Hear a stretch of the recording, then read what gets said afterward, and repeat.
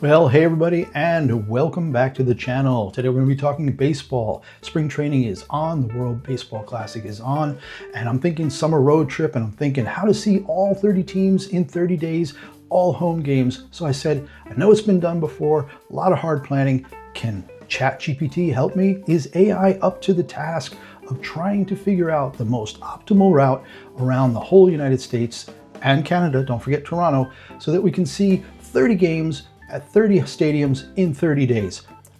So what we're going to do first is we're just going to walk through the result so you can see the map and see where we ended up going, how the route was, and then we'll talk about whether it was actually the most optimized, whether it was actually possible, how far we went, how many teams we saw, the whole thing. All right, so we're going to start in Miami on the 19th of June. Giants at Marlins, move up to Tampa to see the Nats and the Rays before heading over to Atlanta. They've got the Rays coming to them on the 21st of June. The East Coast was quick, actually. You got the Nats Park, Phillies at the Nats on the 22nd of June. Cool flyover here from Google Earth of Nationals Park. We're going to have a few of these here in the video as we look at our really cool trip plan here. Nice to see those rotations. And then from Washington, we're going to head over to Pittsburgh and see the Mariners come to play the Pirates before heading up above the border, north of the border, to see the Astros visit the Jays. And then back down to my favorite team, the Mets, at Citi Field. Of course, when I grew up, it was Shea Stadium just across the parking lot. But Citi Field looks really awesome. I haven't been there quite yet, but I got to get in there. And then we're going up to Fenway. That's kind of cool. We've got the Mets and then we've got the Red Sox. Bring back memories of '86. Again, really nice flyover here. Love to swing around and see the green monster there. That's definitely on my list. I've been by, but never went for a game. Then down to Camden Yards in Baltimore. Okay. Another park that I always found really cool, the brick facade, the big warehouse out behind the right field fence. And then moving back up to the Bronx to Yankee Stadium for the 29th. We've got the Rangers coming in to play the Yankees in the new Yankee Stadium. I don't know how long it's been now, 20 years maybe, since the new stadium was built. I did go to the old one when I was a kid. And then down to Citizens Bank Park on the 30th to see the Marlins again coming in to play the Phillies. So I'm not going to have a flyover for every single park on the tour. Just wanted to showcase a little bit what Google Earth can do with these really cool flyovers as we make our way around the country. All right, and then way out to Wrigley. That's a bit of a long day. We'll get into some of the details on that before heading up to the 2nd of July, Reds at the Brewers, and then over to Cleveland, Progressive Field on the 3rd of July, see the Rangers come to town, and the 4th of July, fittingly at the Great American Ballpark in Cincinnati before running over to the Royals Kauffman Stadium on the 5th, Brewers at the Cardinals on July 6th. There is some doubling back, heading up to Comerica, for me, Tiger Stadium, so I used to remember that one, and then back to see the White Sox on the 8th of July before heading up to Target Field to see the Guardians come and play the Twins. And we got a really long ride down to Texas to Arlington, and then we've got a bit of a break here because of the All-Star game. And again, I'll get into why I had to do it this way, and you can probably guess we didn't make it in 30 days, but back on the road after a few days off to get up to Coors Field for the Reds at the Rockies, and then down West Coast swing, A's at the Diamondbacks on July 20th before the 21st sees us seeing the Cards come to visit the Angels. The 22nd, days off, 25th, up to San Francisco, then all the way back down to San Diego, before heading up to Dodger Stadium to see the Mariners play the Dodgers, up to Oakland to see the Red Sox visit the A's, and then the final game on July 31st, we get to watch the Twins come play the Mariners. Now, we're going to get into some of the details on why this was so complicated and why it took longer than 30 days. All right, guys, now it's time to look at what happened with ChatGPT. Quick note, I did try, as I mentioned a little earlier in the video in one of the little text box, tried this with Gemini as well, and I ended up with the exact same errors and problems, and I'll get into those, what exactly those are in just a second. So the final itinerary, when it was all finally said and done, I had ChatGPT build me a PDF with the whole itinerary and why and how all these things happen. It starts out with, what's the opening? 30 Major League Parks, continuous road trip, no longer 30 and 30 because physically it just doesn't seem realistic given the way schedules are in Major League Baseball. Why the trip had to start in Florida. This ended up being conditioned because, as we mentioned, only one time in the whole Major League Baseball season are Miami, Atlanta, and Tampa Bay all home, same home stand. The first 10 days is really, really quick from Miami all the way up to the Yankees, that whole thing with Washington, Baltimore, Mets, Boston, Philly, the two New York teams, Pittsburgh and Toronto, really, really quick. But then, of course, you start to head out west and you're getting to the Midwest. You got Cleveland, Cincinnati, all these teams, but Cleveland and Detroit rarely at home together at the same time. Cincinnati and Cleveland rarely together. Chicago Cubs and White Sox rarely home at the same time. So you end up with delays and some backtracking, and eventually you end up hitting the All-Star break, which is July 12th to the 16th this year. And in the summary it says, instead of treating it as a disruption, the break becomes a strategic repositioning point that allowed the trip to pivot toward Texas, the Rockies, and the West Coast. Yeah, fluff. But it's true. In the end, I'm thinking, boy, if I'm really doing this summer, I want to do it. I'm 60. I'm not the guy who's going to drive 800 miles a day or 500 miles a day, especially when I hit the West Coast. A couple of days break won't kill me. 30 days doesn't matter to me so much. I'm retired. The West Coast scheduling puzzle, most difficult part because of all this home and away stuff. The Giants and Athletics rarely home together. Now, I'm not sure how many games the A's are going to be playing in Vegas this summer.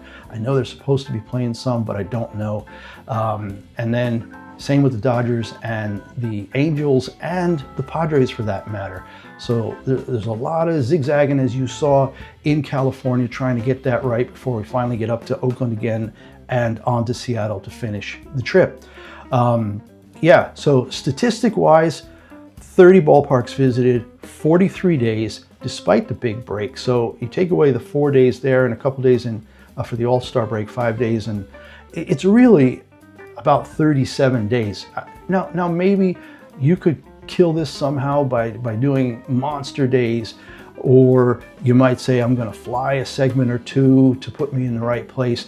But I still think you're going to run into issues with home and away problems with co-located teams like the Dodgers and the Angels, the Cubs and the White Sox, Yankees and Mets, and so on.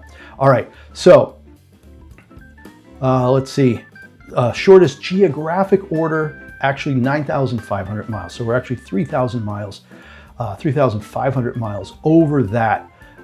So in other words, MLB schedule increased the driving distance by about 35 to 40%, compared with the theoretical shortest possible route. And then the full itinerary here. I'm going to find a way to link this summary in the description below. I'll put the PDF up on one of my websites with a link there so that you can download that and have a look yourself.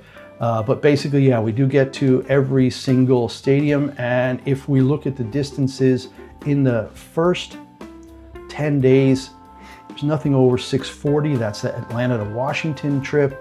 But then Philadelphia to Chicago, 780, but it still stayed under the constraint of 800 miles. It isn't until we go from Minneapolis to Arlington, 950, but it's a 2-day thing. We gave ourselves a buffer day there.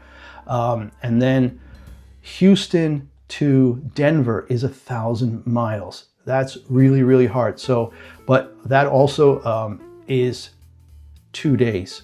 So there is some help here in that regard to break those up. So you can actually, it's under the 800 when you think about it that way. The only one that's over 800 ends up being the Denver to Phoenix day on July 20th, which is 830 miles at 50 miles an hour. That's 16 hours. If you're doing this with a buddy, and I almost certainly would do it with a buddy, breaking up the time, I think one of the big things in my mind is to say, all right, game's over, 9:30, quarter to 10 these days. Games are like 2:40. They don't last much longer anymore. There are no 4-hour games anymore. They've sped it up with the pitch clock and all that stuff. I think you get out of a game and you drive as far as you can, maybe 6 or 8 hours on these long days. And then when morning rush hour is about to hit in a city that you're going to, you pull off. If you're in a camper, great. You pull off, you go to sleep.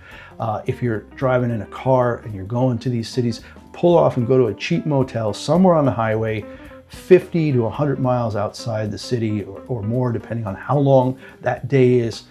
Sleep through morning rush hour, sleep through lunchtime, wake up in the afternoon, put your car in a parking lot right next to the stadium hours before game time. Go have some sub sandwiches and some beers or whatever you want to do for the game, so that you get to enjoy the game, and then right after the game you're back into that parking garage in your car and heading off to the next city. So that was a big thing to me. I'm trying to think any other really big notes for me. Yeah, cost. It's gonna be freaking expensive. I mean, you're talking 40 something nights in a hotel. If you have a camper, maybe that's a better way to go. If you have your own minivan or conversion van, you're going to save a ton of money. It's just going to be gas money. But again, 11,000 miles at, let's say, 25 miles to the gallon, you're talking 400 times. You're talking at least $1,500 to $2,000. At least, I'd say $2,000 in gas money, if you're lucky. So then you got to talk about tickets. You're going to have to buy tickets for every game, 30 games. Each person's going to buy tickets probably. You know, what are you going to do? You get bleacher seats in everyone? You could. You say average 40 to 50 bucks a ticket. You're still into 1,500 bucks worth of tickets. So, you know, food, et cetera, et cetera, et cetera. Tolls, I'm sure in some places, bridges, tunnels, toll roads, whatever it is. It's a massive undertaking with significant cost, but I think it would be one of the coolest things you could do. It's set up in such a way that I know a bunch of college kids could easily do this. In summer, a lot of East Coast colleges get off in mid-May. They've got until the middle or end of August free. If you work all year and save up your money, this is a trip that's absolutely doable. All right, anything else? Yeah, ChatGPT, a lot of cheerleading. You have to actually tell it, stop cheerleading. You can do that. You can say, keep your answers concise and don't tell me how wonderful I am. I don't care. I don't need to know. Just give me the correct answers. Again, the errors. Even when giving it the actual, I got to see here. I know I posted some of these links to ChatGPT here. The actual weekly or 3-day bunch MLB.com schedules. And then there were still times we got it wrong. I'm like, dude, you got it wrong again, you know? And that's why I said, please use that @ sign. See who's on the right. The team on the right is always the home team. Make sure that the home team is home that day, you know? So there was a lot of trouble with that. And that's the issue that Google Gemini had as well. Assigning dates to teams, it said, oh, Philadelphia has a game today. Yeah, but they're away. It has to be that the date and the team is the home team for that stadium that you're visiting. Okay, interesting little statistics on the side are which teams did we see the most? There wasn't like a crazy, here it is. I think opponents, no, here, teams seem the most. The maximum number of appearances in your itinerary is 3 games. Washington, we see 3 times this year in the first 10 days of this trip, as the itinerary dictates. Milwaukee, Philadelphia. So 10 teams are seen 3 times, and then they're actually 1, 2, 3, 4, 5, 6, 7, 8, 9 teams that we only see once. And interestingly enough, it's the Dodgers, Tampa Bay, Atlanta. Tampa Bay and Atlanta, yes, because they're geographically removed, but you think, well, maybe I'll hit them somewhere else when they're on the road visiting. Same with Toronto. But yeah, in all 10 teams that we saw 3 times, 9 teams that we saw, only once. That leaves us 11 teams that we see twice. So that in itself, pretty cool. Again, I think it's possible. I think you have to be very careful using AI because it just doesn't think very well when it says, yeah, I've got the 2026 schedule right up front, and then it starts giving you games from the 2025 schedule. And you're just like, you're wrong, you're wrong, you're wrong. This conversation is thousands and thousands of lines long, and so much of it is me telling ChatGPT, you've made a mistake again.